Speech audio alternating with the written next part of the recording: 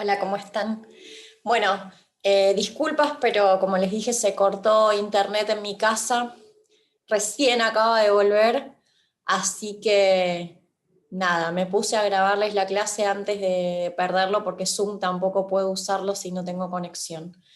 Bueno, nada, solo para recordarles una cosita que me olvidé de comentarles hoy al inicio de la clase, y es que para la semana que viene no solamente tienen que entregar el trabajo práctico 3 el domingo, sino que para el viernes deberían tenerlo todos y todas visualizado para poder comentar las impresiones generales en clase del mismo. Entonces eso también ténganlo en cuenta.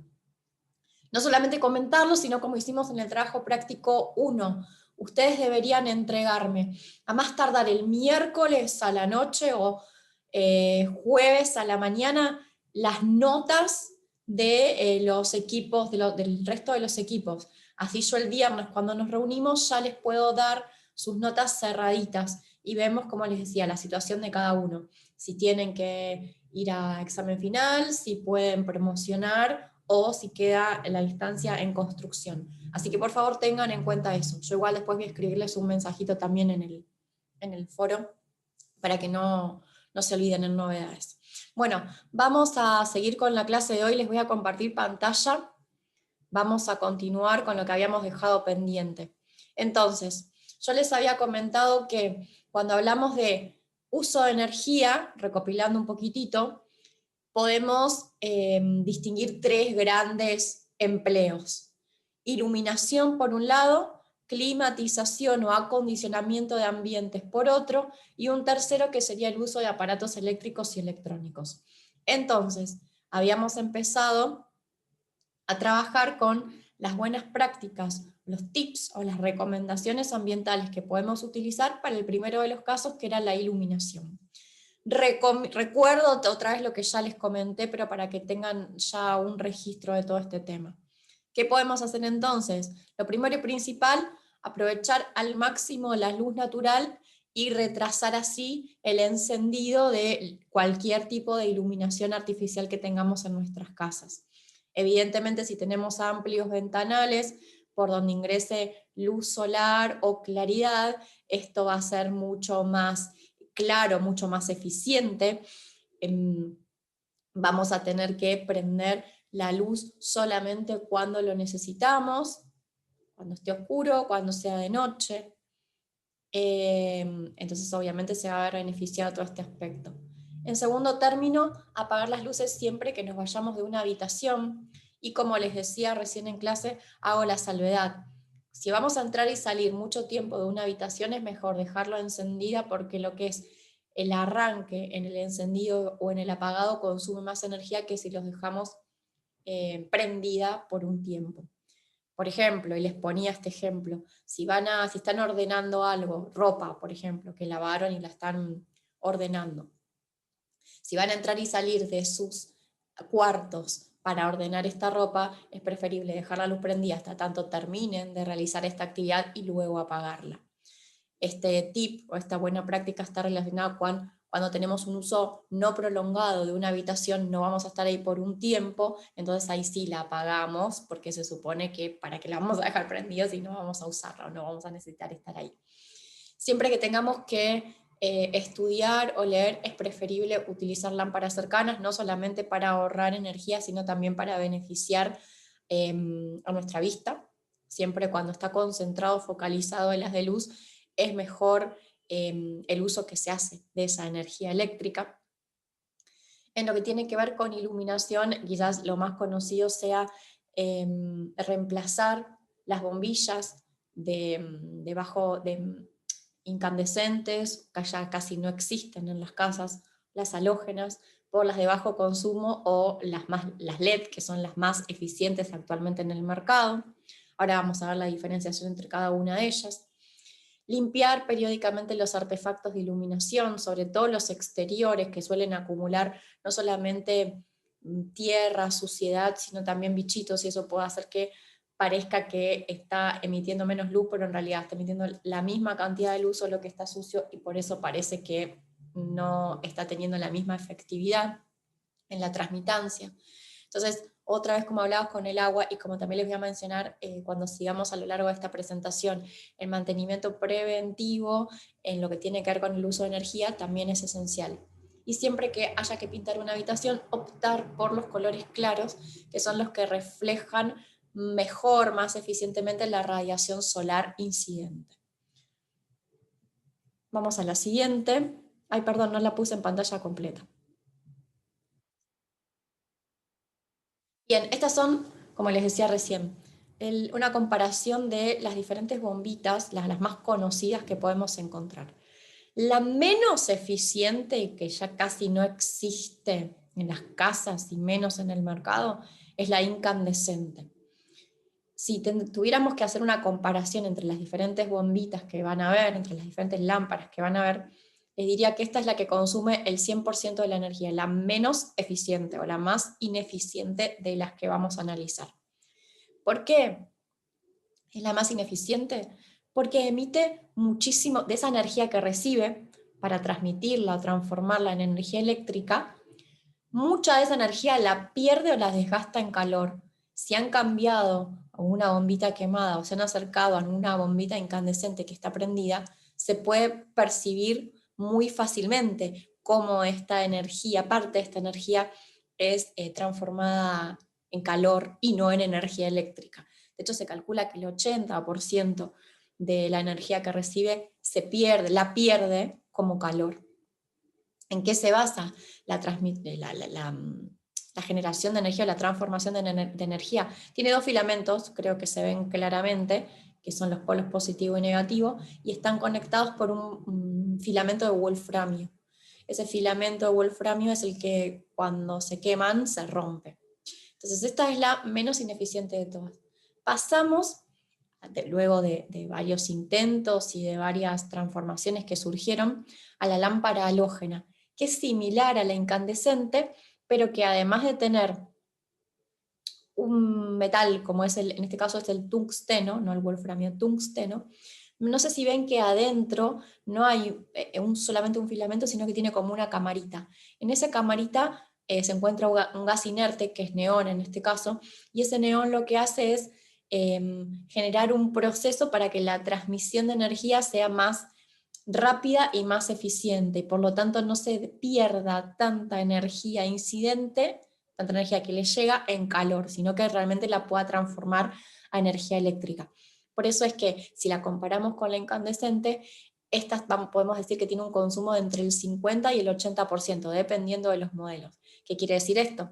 Que es entre un 20 y un 50% más eficiente que la lámpara incandescente normal, la tradicional. Luego pasamos a las lámparas fluorescentes compactas. Este es el mismo principio, de hecho, de los tubos fluorescentes. Son más conocidas como las bombillas de bajo consumo en nuestro país y en todo el mundo.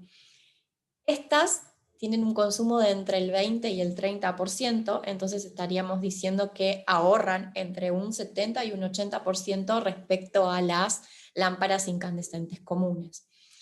¿En qué se basa esta lámpara? ¿Cómo se transmite la energía? ¿Por qué es más eficiente? Esta lámpara posee en su interior un gas que en este caso es mercurio, que hace que la transmisión de la energía sea mucho más eficiente como estuvimos viendo, miren cómo bajan los porcentajes, pero lo que tiene esta lámpara es una contra muy grande, que es justamente el mercurio que contiene. El mercurio es un metal contaminante, peligroso, que puede ser inhalado, por eso hay que tener mucho cuidado al manipular las lámparas que se queman, porque si bien es en pequeñas cantidades que está presente este mercurio, se puede, cuando se quema, cuando se rompen estos tubos o estas lámparas, se pueden liberar al ambiente. Entonces, la manera más responsable de desecharlas en nuestras casas individuales sería colocarlas dentro de la cajita de la lámpara que estamos cambiando a la lámpara que está rota, para evitar que se pueda eliminar este mercurio si se rompe en la manipulación de las bolsas de basura, ¿no? Cuando las estamos cambiando o las están llevando los recolectores informales, o bueno, la recolección formal. Por último, tenemos las lámparas LED, que actualmente son las más eficientes en el mercado, con diferentes modelos, diferentes marcas que las comercializan. Y en este caso estamos hablando que tiene un consumo menor al 20%, o sea que es más de un 80% si comparamos la eficiencia respecto al incandescente. Ahora vamos a ver también que tiene mucha más vida útil, aunque también es más cara. En este caso no estamos hablando de gases que realizan la transmisión o que mejoran la efectividad de la transmisión, sino que es un diodo de emisión lumínica. Se basa en ese concepto, en el concepto de diodo, que es un material sólido. Bueno, tenemos la comparación anterior que estuvimos haciendo, se las pongo en un gráfico para que vean cuánto se ahorra de energía respecto a la lámpara incandescente que dijimos la más eficiente. Y acá tenemos una comparación súper interesante también para que vean de la menos eficiente a la más eficiente, la vida media que poseen y también cuántos watts, cuánta potencia necesitamos para poder generar tanta cantidad de iluminación en un espacio. Iluminación la medimos a través de una unidad que se llama lúmenes o lumen, y es, digamos, a la izquierda de la pantalla ustedes tienen, para producir tanta cantidad de lúmenes, cuántos watts necesitaríamos en cada una de esas lámparas que estuvimos analizando.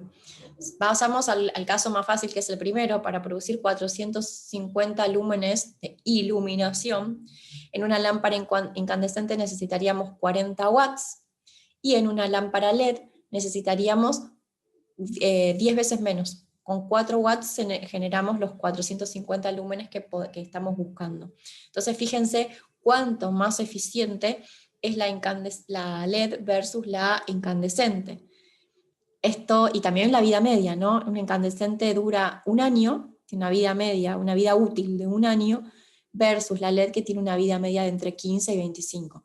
Entonces, si bien evidentemente los costos de las LED son superiores, todas estas cosas que estuvimos viendo, sobre todo la vida útil y el hecho de que gasta menos potencia para generar la misma cantidad de iluminación, van a redundar en un ahorro a lo largo del tiempo, en concepto de recambio de estas lamparitas, y un ahorro también en concepto de pago de la factura de luz. Entonces, evidentemente estamos hablando de una relación costo-beneficio más que ventajosa o positiva para las lámparas o de bajo consumo o las LEDs en el mejor de los casos. Acá les puse también un artefacto que se usa, ya casi les diría, en la mayoría de los hoteles, que es el hecho de las llaves de corte automático de energía. ¿Qué significa esto? Nos dan, seguramente los habrán experimentado en algún hotel que habrán visitado, en vez de darnos las llaves convencionales, nos entregan una tarjeta magnética que es la misma que debemos colocar en esa hendidura que se ve en la parte superior, y la colocamos ahí, para que se puedan accionar los aparatos eléctricos y electrónicos que tenemos presentes en la habitación, salvo el frigobar. De hecho, si tiene frigobar, que eso queda encendido o funcionando todo el tiempo. Entonces, cuando nosotros nos retiramos de la habitación, quitamos la tarjeta, porque si no, no vamos a poder ingresar cuando querramos hacerlo, y se corta automáticamente el suministro eléctrico de la habitación. ¿Para qué es esto? Salvo, como les digo, en el frigobar. ¿Para qué es esto? Para evitar que los huéspedes dejen prendido el aire acondicionado, dejen enchufado algún artefacto, o para evitar que dejen prendidas las luces y generen gastos innecesarios de energía en estos conceptos.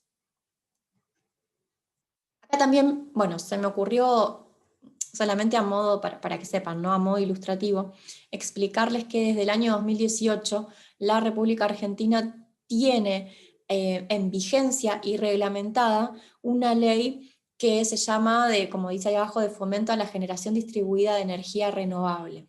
¿Qué significa? Es la ley 27.424, ¿y qué significa esto? Se les da la capacidad, la potestad, mejor dicho, a los usuarios individuales, ya sean a nivel doméstico o a nivel de una organización, a que puedan generar su propia energía de fuentes renovables, particularmente solar y eólica, que la pueden utilizar y que si tienen un remanente, o sea, una parte de la energía que les sobra, luego de realizar sus usos, la puedan inyectar a la red de generación y transmisión de energía de la localidad y así generar también una ventaja económica debido a esa inyección, ¿no?, de esa cantidad de energía.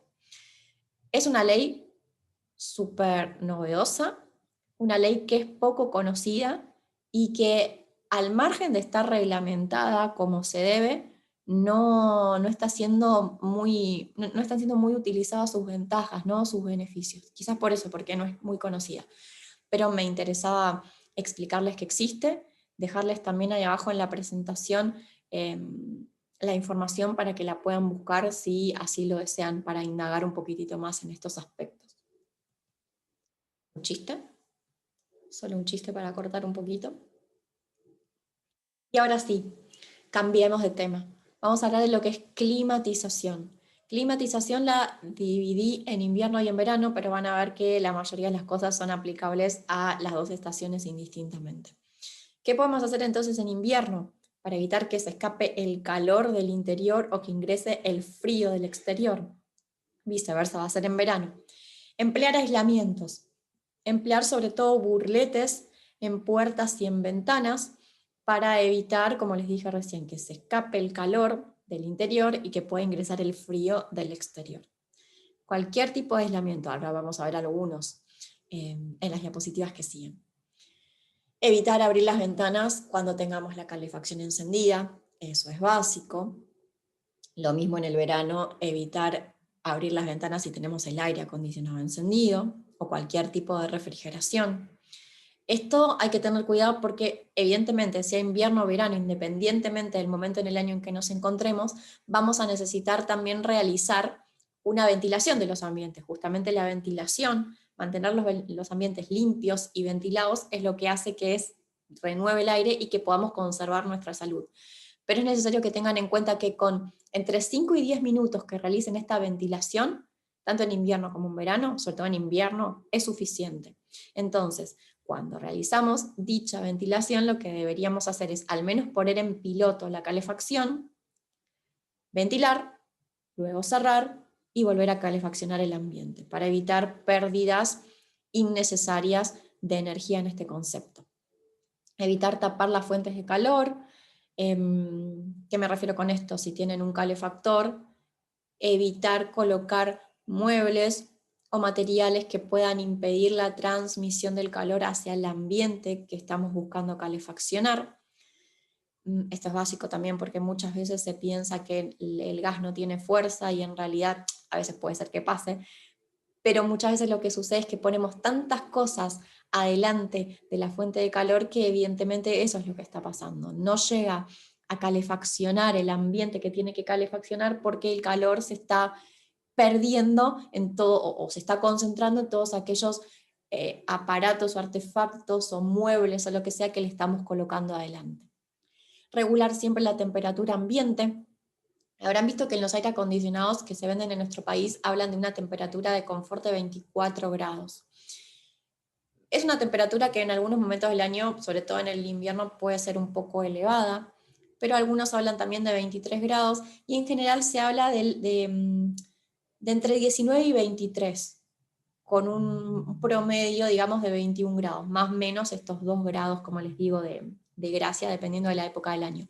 Lo que tienen que saber, tanto en invierno como en verano, es que es importante que la diferencia entre la temperatura exterior y la interior, independientemente del momento en que nos encontremos, no debe superar los 12 grados de diferencia. Porque más allá de estos 12 grados de diferencia, estamos con un grado que le adicionemos a este ratio, estamos haciendo que se use un 8% adicional de energía en el aire acondicionado o en lo que sea que estamos utilizando para acondicionar el ambiente. ¿Qué significa esto? Si nosotros tenemos una temperatura de 36 grados en el exterior, deberíamos colocar el aire acondicionado a 24, no a 18, no a 15. ¿Sí? Si tenemos una temperatura exterior de 10 grados, deberíamos colocar la calefacción o el aire acondicionado a 22, no a 27, no a 28. Tratar de mantener esta diferencia en 12 grados y no en más de 12 grados, para arriba o para abajo. Como les decía, recién con la iluminación es súper importante el mantenimiento preventivo, en este caso del estado de las calderas, para poder detectar cualquier manejo ineficiente de la misma, cualquier fuga, cualquier pérdida, cualquier daño que esté teniendo o que pueda llegar a producir si no se repara a tiempo y que pueda hacer que se utilice de una manera más ineficiente la energía en este concepto. En el verano, ¿qué le podemos sumar? ¿O qué cosas diferentes podemos decir a las que ya estuvimos mencionando?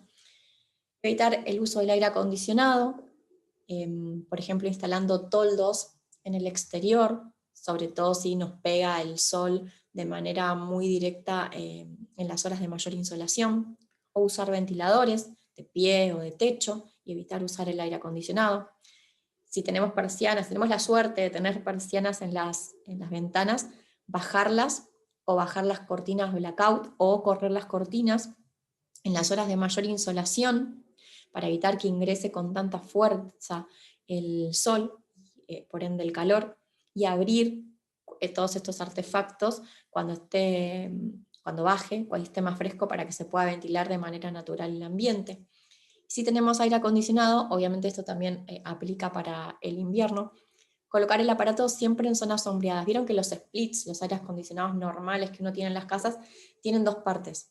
Una parte que está en el interior y una parte que está en el exterior. La parte que está en el exterior es obviamente el motor. Ese motor necesita generar enfriamiento, o necesita mantenerse frío, por decirlo de alguna manera, para no recalentarse y explotar. Entonces, piensen en lo que pasa en el verano. En el verano está tratando de climatizar el ambiente interior a 24 grados y también está tratando de mantenerse fresco el aparato para no recalentar, no romperse, no explotar. Entonces, si nosotros colocamos esa parte, ese motor, en una zona que le da el rayo del sol directo la mayor parte del día, evidentemente va a tener que gastar más energía para mantenerse fresco y poder cumplir su función y no dejar de funcionar, por otro lado, no quemarse. Entonces, en algunos balcones van a ver que, por ejemplo, se les hace algún toldito o se los coloca en un lugar donde no les da el sol o en un lugar protegido, ¿no? contra la radiación. Esto es súper importante porque también tenemos los casos extremos de los aparatos que se colocan en las terrazas y que tienen todo el día la luz del sol dándoles de frente y dándoles de lleno y no están cumpliendo realmente con la función que deberían cumplir de la manera más eficiente, justamente porque están tratando de mantenerse frescos para poder funcionar. En verano, también regular la temperatura en según estas tablitas que les comentaba recién para el invierno, caben las mismas aclaraciones, y como les decía también en el invierno, evitar utilizar el aire acondicionado, si es que tenemos el aire acondicionado, con las ventanas abiertas. Habrán notado también que lo colocaron en el foro, que existen, la tecnología más eficiente actualmente en el mercado de aire acondicionado es la que se llama inverter, o que utiliza lo que se conoce como VRV, volumen refrigerante variable. ¿Esto qué hace? ¿Cómo se come? La idea es que se capte aire del exterior, que se le pueda dar un proceso, digamos, de acondicionamiento para que ese mismo aire sea el que aclimata el interior de las habitaciones y que se va recirculando, ¿no? Y además que al llegar a una temperatura de confort establecida para el interior, deja de funcionar hasta tanto sea necesario otra vez alcanzar esa temperatura.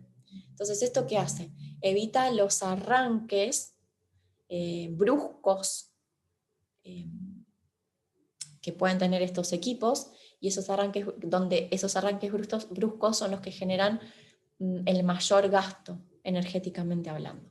Entonces esa es una tecnología que les diría hace unos años, 2013, 2014, era privativa quizás de algunas organizaciones, como hoteles, por ejemplo. Ahora ya existe ampliamente en el mercado splits, aire acondicionados individuales que utilizan esta tecnología. Antes solamente los vendía la marca Electra, que es una marca israelí, ahora los pueden conseguir de esa marca, del LG o de otras existentes en el mercado de nuestro país. Entonces, siempre que se pueda, optar por la tecnología inverter, que también está presente, por ejemplo, en heladeras, y son obviamente las más eficientes en el mercado. Hablando de las aislaciones que les comentaba hace un ratito. Esta es una aislación muy conocida que se puede usar tanto en techos como en paredes, que es la lana de vidrio o la fibra de vidrio. Es una aislación no solamente térmica, sino acústica, pero hay que tener mucho cuidado con su manipulación, porque, como su nombre lo indica, puede generar o puede hacer que nos cortemos con las pequeñas astillitas de vidrio de las que está compuestas. Esto se usa también mucho en algunos equipos, por ejemplo, de calefacción o de acondicionamiento. Cuando se quiere hacer, vieron que los calefactores suelen tener tiro horizontal, o sea, salen hacia el exterior de manera horizontal. Si nosotros en vez de manera horizontal quisiéramos hacer un tiro vertical, es decir, de esta manera, como si fuese una chimenea, lo que podríamos poner al costadito de la chimenea para evitar que se escape ese calor y que realmente se disipe en el exterior es un aislante como la lana de vidrio, siempre con cuidados correspondientes para la manipulación. Por ejemplo, una placa de celulosa que parece como si fuese un cartón, sí, reciclado, pero en realidad es celulosa, que se usa como aislante en las paredes. Entre la pared de ladrillo interior y la exterior se coloca este panel o esta capita, y lo que hace también es servir como aislante térmico y acústico. Casi todos los que tienen propiedades aislantes térmicas también lo tienen de sonido, también reducen el sonido interior, la difusión, digamos, del sonido interior, y impiden que ingrese sonido exterior. Este es un ejemplo de un hostal que está en Jujuy, en Posta de Purmamarca, quizás lo conocen, que reutiliza un material que de otra manera sería desecho como aislante, en este caso en el techo. No se va a ver, pero yo les cuento que en el techo tienes colocados envases abiertos de Tetra Pak. Recuerden que el Tetra Pak adentro, para conservar las características de los alimentos, los líquidos que conserva, posee aluminio. Ese aluminio obviamente es un aislante térmico. Entonces, para realizar este techo, lo que hicieron fue colocar boca abajo el aluminio, juntitos cada uno de estos envases Tetra Pak abiertos, y luego le colocaron una membrana y le pintaron esa membrana. Entonces esta es una manera de reutilizar, no reciclar, reutilizar este material de desecho, que serían los Tetra Paks. Y acá también, como aislación, no podemos dejar de mencionar lo que es el doble y triple vidriado hermético, que otra vez, antes era privativo de grandes instalaciones o de grandes estructuras como podían ser los aeropuertos, y actualmente en los edificios más modernos de la ciudad, por ejemplo, podemos encontrar ya esta estructura, ¿no? El doble vidriado hermético. Aquí también es aislante térmico y acústico. En lo que tiene que ver con lo térmico, ¿en qué se basa este principio? Son dos vidrios, o tres en el caso del triple vidriado, que están separados entre sí por una cámara de aire. Una cámara de aire o un gas, que es eso, es una cámara de aire, que es la que actúa de aislante justamente, e impide que en el invierno se escape el calor del interior de la habitación, o del interior del hogar, de la casa, e ingrese, por otra parte, el aire frío del exterior, sin perder lo que es la capacidad de transmitancia de luz solar. Eso no se ve afectado. Y justamente como les digo, el que actúa de aislante es esa cámara de aire que se encuentra entre vidrio y vidrio. Esto es súper eficiente también con lo que es evitar los ruidos, evitar que se escuchen los ruidos del exterior. Si ustedes están, no sé si tuvieron la oportunidad de experimentar una habitación con doble vidriado, pero si están adentro de una habitación con esas características no van a escuchar prácticamente nada de ruido del exterior. Entonces es súper positivo también por ese lado. Cuando hablamos ya de cocina, del aparato de cocina, optar siempre por los artefactos a gas en lugar de los eléctricos, que son mucho más eficientes en cuanto al uso de energía. Sí, también son mucho más peligrosos, porque sabemos que los escapes de gas suelen ser letales y cada cierta cantidad de tiempo vemos en el noticiero sobre información, ¿no? Noticias sobre pérdidas y sobre explosiones. Hace relativamente bueno, ya más de un año, sucedió una en un dúplex acá en la ciudad y bueno, recuerdan que se perdieron casi 3 casas en esa explosión. Mantener limpios los quemadores de la cocina, mantenimiento preventivo otra vez, para hacer que la llama salga con todo su esplendor y no tengamos que ponerla más fuerte. Siempre que se cocine, esto es independiente si usamos gas o si usamos electricidad, tapar siempre las ollas o los sartenes, porque se puede generar hasta un 25% de ahorro energético solo con esa tonta buena práctica. Y si tenemos la suerte de tener una olla a presión, no solamente vamos a cocinar con menos agua, con mucha menos agua, sino también mucho más rápido, y en este caso podemos llegar a ahorrar hasta un 50% de energía respecto a la realización de un plato con una olla convencional. Como también vamos a ver en la heladera, evitar siempre abrir el horno sin necesidad para que se escape todo ese calor que está cocinando eso que tenemos en el interior. Electrodomésticos en general, ¿qué podemos hacer? Primero y principal, al momento de la compra, considerar el etiquetado y optar siempre por los que son las más eficientes actualmente en el mercado. Actualmente en Argentina podemos conseguir los A y A++, que son los más eficientes en el mercado. Ahora vamos a ver el etiquetado y se los voy a explicar un poquitito más en detalle. Evitar siempre la función de stand-by, sobre todo en computadoras y en televisores, el botoncito rojo. Ese botoncito rojo sigue gastando energía. Entonces, o si tenemos un tele más viejo que tiene un botón para apagar, apagarlo y no dejar en stand-by, o directamente desenchufar la televisión, en este caso el televisor, perdón, para evitar que quede en ese estado de stand-by que sigue consumiendo energía. De hecho, también evitar dejar enchufados cualquier tipo de aparato.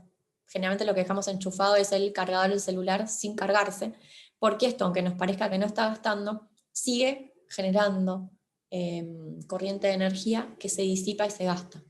Todo esto que dejamos quizás enchufado, o la pava eléctrica, que lo dejamos enchufado sin utilizarlo, se llaman electrodomésticos vampiro, porque siguen chupando energía a pesar de que nosotros pensamos que no lo están haciendo.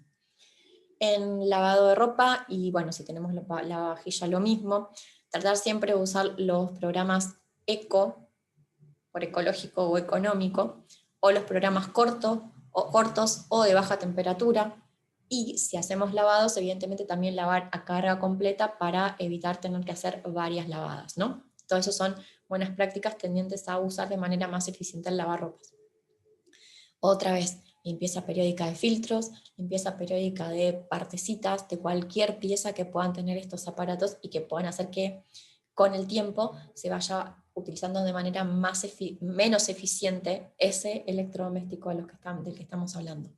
En nuestro país existen 10 electrodomésticos, si me acuerdo bien, que es necesario que tengan sí o sí esta etiqueta de eficiencia energética. Entre ellos tenemos los aires acondicionados, las heladeras, los hornos microondas y las lamparitas eléctricas, entre otros. ¿Qué van a encontrar cuando vean esta etiqueta de eficiencia energética? Una escala, un semáforo, que va del menos eficiente, del grado menos eficiente al más eficiente. Siempre deberíamos optar por las categorías más eficientes actualmente en el mercado. En el caso de la lámpara, de la etiqueta, que tienen a la derecha, las más eficientes serían la A, la B y la C. Ya a partir de la D estaremos hablando de una eficiencia energética media, y las E, F y G serían las categorías menos eficientes que ni siquiera existen en el mercado. Eso es verdad también. Salvo que tengamos en nuestra casa un electrodoméstico muy viejo que si hiciéramos esta prueba podría caer en alguna de estos tipos de eficiencias. Pero en el mercado en el mercado convencional que tenga esta etiqueta no van a encontrar mucho más allá de C. Algún D, pero es muy, muy poco común que suceda.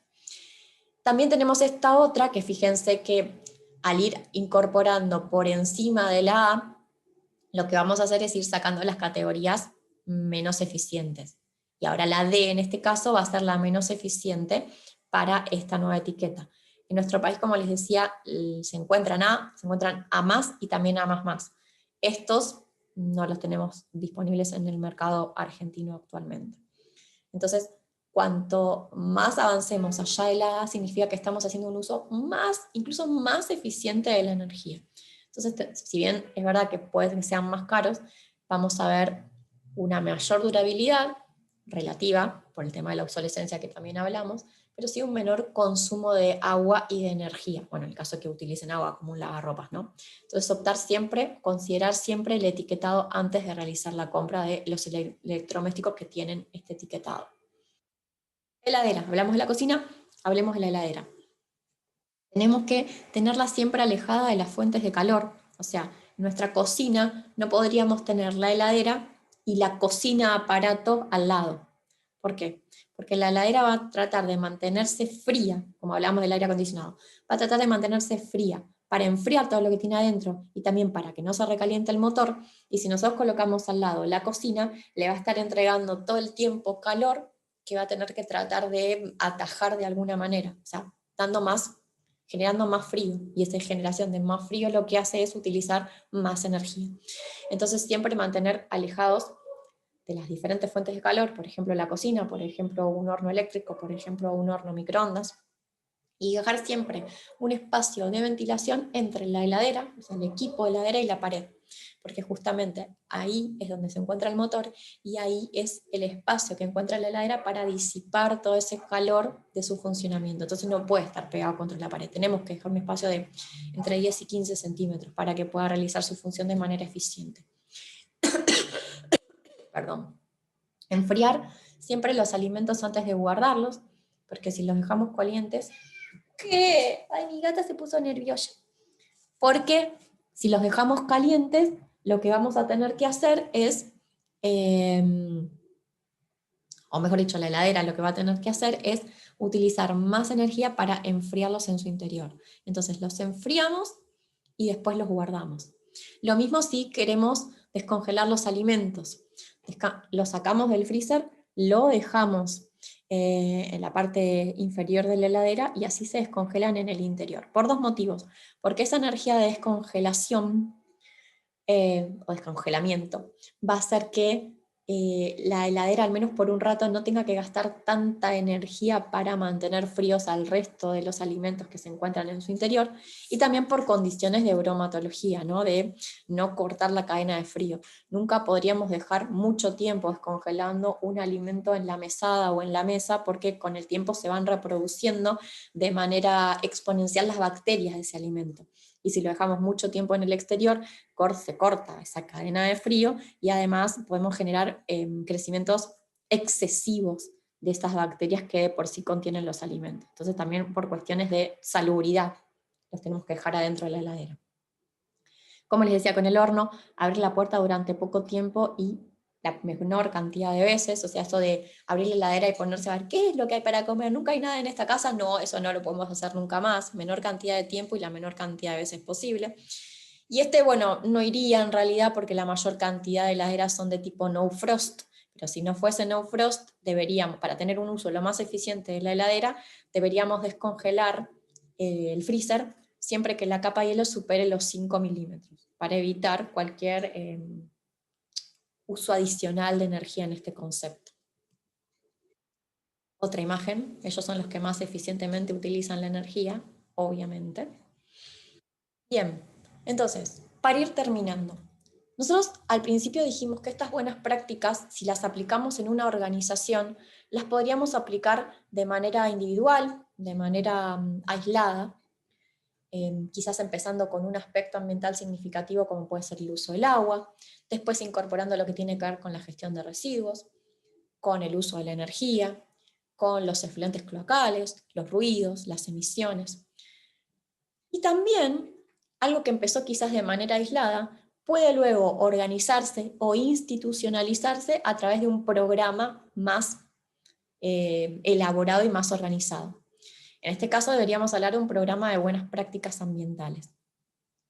Si lo queremos pensar de cero de esa manera, o lo queremos empezar a trabajar de manera quizás más descontextualizada y después mutarlo hacia un programa, lo que deberíamos considerar son 5 etapas básicas o fundamentales, que el día de mañana, en cuarto año, cuando estudien calidad, van a ver que con nombres distintos, pero son las mismas etapas que tiene un sistema de gestión de calidad, o un sistema de gestión en general, porque los de gestión ambiental también se basan en estas 5 etapas. Entonces, retomando, recapitulando, si nosotros quisiéramos implementar un programa de buenas prácticas ambientales en una organización, por ejemplo en un hotel, deberíamos cumplimentar con estos pasos, que son 5. Y que, como se les voy a comentar, van de lo más básico a lograr luego una retroalimentación que nos ayude a mejorar todo ese programa. Primero y principal, tenemos que hacer un diagnóstico de nuestra organización para saber dónde está parada. Ese es lo que se conoce como conocimiento de la situación base, o la línea de base, o como les digo, diagnóstico. Es esa foto de la situación actual para saber cuál es nuestro punto de partida. ¿Qué tenemos que incluir en ese diagnóstico? Bueno, saber si ya tenemos implementada alguna buena práctica. Quizás la tenemos implementada y no lo sabemos, o no lo tenemos en cuenta. Por ejemplo, quizás tenemos luces LEDs en nuestras instalaciones, pero lo damos por sentado. Entonces, eso aplica obviamente como una buena práctica en iluminación, como vimos recién. Deberíamos saber si tenemos buenas prácticas. ¿Cuáles son nuestros aspectos ambientales significativos? Por ejemplo, ¿en qué gastamos? ¿Gastamos mucha agua? Bien. ¿Gastamos mucho en concepto de energía? Ok. Esos son aspectos ambientales significativos que deberíamos considerar. ¿Estamos haciendo algo o no estamos haciendo nada? Tuvimos, por ejemplo, incidentes, tuvimos multas, por ejemplo, por gestionar de manera incorrecta los residuos. Tuvimos alguna situación, algún derrame de producto químico peligroso, cómo trabajamos. Todo eso lo deberíamos incluir en este diagnóstico. Nuestros colaboradores están capacitados, por ejemplo, para hacer un uso eficiente, para hacer un mantenimiento preventivo, por ejemplo.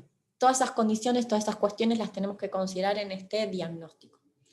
Una vez que hicimos ese diagnóstico, vamos a pasar a la parte de planificación, en la que lo que vamos a hacer es organizar un poco todo ese conocimiento que obtuvimos en la primera etapa y elegir sobre lo que vamos a trabajar y organizarlo a partir de una, como les decía, una planificación. Una planificación que puede ser más o menos elaborada, yo les voy a decir la de máxima, lo que tuvieran que tener en cuenta, pero cada uno evidentemente la va organizando de acuerdo a sus posibilidades y de acuerdo a cuánto quiere abarcar. Si nosotros vamos a trabajar entonces con una planificación, lo que deberíamos tener en cuenta es cuál va a ser nuestro objetivo, cuáles van a ser nuestras metas asociadas a ese objetivo, quiénes van a ser los responsables de la implementación de ese objetivo, en cuánto tiempo lo vamos a lograr, si son necesarios recursos humanos, si son necesarios recursos económicos, y creo que les dije todo. Y sobre qué aspecto ambiental significativo va a trabajar ese objetivo que queremos implementar. Es decir, vamos a tener que hacer como una calendarización también de toda esa implementación. Acá, esto seguramente lo van a ver en otra asignatura, pero se los adelanto. Deberíamos hacer una diferencia entre objetivo y meta. El objetivo es aquella finalidad última que nosotros queremos alcanzar. Por ejemplo, reducir en un 20% respecto de los valores de 2019 el uso de la energía. Esa sería nuestra finalidad o nuestro horizonte. Entonces, vamos a tener que implementar metas para alcanzar ese horizonte. Las metas son los diferentes y pequeños pasos que tenemos que dar para poder alcanzar ese objetivo. Las metas son cuantificables, los objetivos pueden o no pueden ser cuantificables. Fíjense que yo les puse un objetivo cuantificable, reducir en un 20% el uso de la energía. Bien, entonces, ¿qué pequeños pasitos o qué metas podríamos dar para reducir en ese 20% el uso de la energía? Por ejemplo, sustituir en un 100% la iluminación por lámparas LED en todo el año, por ejemplo. Capacitar al 100% del personal de mantenimiento sobre buenas prácticas de mantenimiento preventivo de las instalaciones. Realizar el recambio del 50% de los equipos de aire acondicionados por equipos inverter. Eso por decirles 3 metas asociadas a ese gran objetivo que nos habíamos puesto. En este caso, fíjense que las 3 tenían cuantificación, 100, 100 y 50%, y evidentemente esto lo vamos a poder poner en el primer trimestre del año, a lo largo de todo el año, en el primer semestre o como nosotros querramos, teniendo en cuenta también obviamente los recursos financieros disponibles de la organización. Por eso es que a veces podemos atacar todo de una, o a veces quizás lo podamos etapizar. Podamos empezar primero con las buenas prácticas en cuanto al uso de energía, después seguimos con las del agua, después con los residuos. Eso lo vamos viendo respecto a nuestra situación organizativa particular. Pero una vez que nosotros planificamos, como sea que hayamos planificado, vamos a tener que pasar a la etapa de operación. En esta etapa de operación o de implementación es cuando nosotros empezamos a llevar a la práctica aquello que antes teníamos en el papel o que escribimos. ¿Qué es importante acá? Primero y principal, la capacitación del personal. Como dice ahí, motivación y formación. El personal, tanto de arriba como de abajo, tiene que estar capacitado sobre lo que va a tener que hacer. ¿Para qué? Para que realice también de sus actividades de manera eficiente y para que se muestre un compromiso con esas tareas que le tocó llevar. Y evidentemente, la alta dirección, se llame gerencia, se llame dirección o como se llame, tiene que mostrar también cierto compromiso con este programa para que resulte efectivo. Si no muestra compromiso, si le da lo mismo que se implemente o no, ¿cómo les parece que va a actuar las personas de abajo, las personas operativas? Con la misma falta de interés que los de arriba. Entonces, tiene que mostrar una consistencia, una coherencia, o tiene que haber, mejor dicho, una consistencia, una coherencia de arriba hacia abajo y desde abajo hacia arriba para que todo esto se aceite y pueda funcionar. También en este punto, muchos optan por lo que es la documentación de los procesos para realizarlos de manera estandarizada. Documentación no significa que se tenga que escribir un proceso. Por ejemplo, por darles un ejemplo concreto, housekeeping, cómo tenemos que hacer el lavado o la limpieza de las habitaciones para usar la mínima cantidad de producto químico, para reutilizar las toallas si es necesario, cambiar las toallas y los blancos si es necesario. Todos esos procedimientos los podemos tener escritos para, como les digo, que se estandarice y en el momento de tener que hacer una inducción, el personal nuevo ingresante con ese documento pueda realizar la actividad y leyéndolo sepa qué es lo que tiene que hacer si está bien puntualizado, de manera exhaustiva. Pero, vuelvo, que se documente un proceso no significa necesariamente que se escriba. Un proceso documentado puede estar, por ejemplo, en video, y un video es totalmente válido cuando hablamos de documentación, es lo mismo. No está escrito, está de manera gráfica. Bien, entonces, conocimos nuestra situación de base, planificamos lo que íbamos a hacer, implementamos lo que dijimos que íbamos a hacer, y llega un momento, con cierta cantidad de tiempo encima de esta operación, en la que deberíamos evaluar los resultados justamente de esa operación. ¿Qué es lo que evaluamos? Si lo que planificamos estuvo en concordancia con lo que realmente estuvimos haciendo, con lo que realmente llevamos a la práctica. Si estamos hablando del sistema de gestión, esto recuérdenlo, esta parte de evaluación de resultados se va a llamar auditoría. No me quiero meter en temas, pero la auditoría puede ser interna y externa, tiene diferentes finalidades. Acá le llamamos evaluación de resultados. ¿Qué vamos a encontrar? Podemos encontrar que aquello que planificamos lo podamos llevar a cabo de una manera súper óptima, genial. Podemos encontrar que lo que planificamos no se condice con lo que realmente realizamos porque lo que planificamos fue muy laxo, entonces lo cumplimos muy fácilmente, o porque lo que planificamos fue muy exhaustivo, muy exigente, y por diferentes cuestiones tampoco llegamos a implementar. Entonces, ese momento de evaluación de resultados es donde van a surgir todas estas cuestiones, donde van a surgir quizás incidencias o estos aspectos, estas incongruencias que vamos a tener que mejorar de cara al próximo ejercicio. Este es justamente el momento de ajustar todos esos, toda nuestra planificación, sobre todo, y ajustar nuestros resultados de cara a la próxima evaluación que vamos a tener. Entonces, una vez que realizamos también toda esta evaluación, es el momento de difundir los resultados. Yo antes les hablaba en el punto 3 de que es necesario mantener motivadas a las personas, a los colaboradores. Y para eso es súper importante que se difunda justamente este punto, que todo aquello en lo que ellos estuvieron colaborando realmente tuvo sentido. Esta difusión es tanto interna como externa. La difusión interna entonces es para los miembros de la organización y a través de flyers, a través de mails, de newsletters o carteleras o como sea que se haga la difusión de información en una organización. Y también hacia el exterior, si pensamos en un hotel, hacia actuales o potenciales huéspedes, para que sepan que nuestra organización tiene un compromiso para con el cuidado ambiental en este caso. Entonces fíjense también los beneficios que puede tener justamente esta comunicación para los dos lados, interna y externa. Y como les dije recién, todo este proceso, o no sé si se los dije, se los digo ahora, es tendiente a la mejora continua, que es un concepto que cuando hablen de sistemas de gestión también lo van a escuchar y lo van a escuchar mucho. ¿Qué quiere decir mejora continua? Se grafica siempre como si fuese un círculo, justamente para hablar de algo que no tiene ni principio ni fin, sino que todo el tiempo va modificándose. Y significa que quizás en un momento de nuestra operación estamos bien, pero de alguna manera siempre podemos hacer algo para estar mejor. Ese es el espíritu dinámico de la mejora continua. Ese es el espíritu que tanto en las buenas prácticas como en cualquier sistema de gestión vamos a buscar. Si hablamos de este tema, evidentemente un programa de buenas prácticas puede mutar muy fácilmente a lo que es un sistema de gestión ambiental y muy fácilmente puede llegar a ser certificado bajo estándares internacionales reconocidos, o nacionales también reconocidos, pero quizás cuando hablamos de un sistema de gestión de calidad, el más conocido sea ISO 14001, que es de, como les digo, reconocimiento internacional.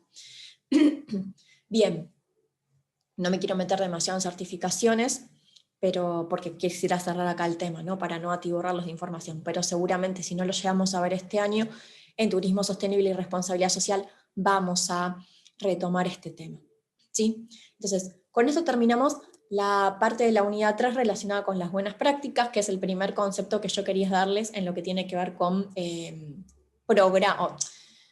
con instrumentos de gestión ambiental relacionados, en este caso, bien en concreto, al turismo y a la hotelería. Aunque recuerden que las buenas prácticas las podemos aplicar incluso en nuestras casas de manera individual. Bien, entonces, con esto me despido, otra vez pidiéndoles disculpas por la clase que no pudimos tener hoy. Ahora les voy a subir este videito, así ya lo tienen a disposición, y también lo que voy a hacer es colocarles el mensajito con toda esta información que les estuve diciendo al principio de la clase, y les recuerdo ahora. Recuerden entonces también que nos vemos el viernes 20 en lugar del jueves 19, a las 9 de la mañana. ¿Sí? Bueno, voy a descompartir la pantalla. Y entonces, bueno, gracias otra vez y disculpen y nos vemos la próxima.